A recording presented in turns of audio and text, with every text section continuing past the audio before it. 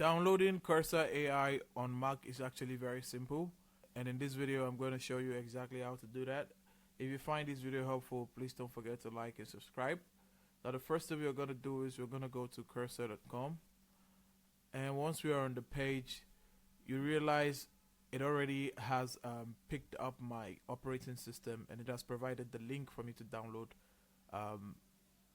CursorAI for my operating system. Now if you happen to use a Windows device, the inscription here is going to say download for Windows, but we're going to go ahead and download for Mac OS. Once we click on download, it's going to come here, and we're going to wait for it to finish downloading, and then we're going to install that on our computer. And now that it's done downloading, we're going to click on this button here, and now we have opened the folder that contains the CursorAI. We're going to drag this CursorAI into our application,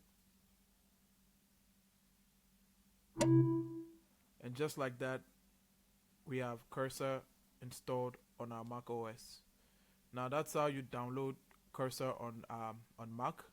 If you find this video helpful, please don't forget to like and subscribe. On to the next one. See ya.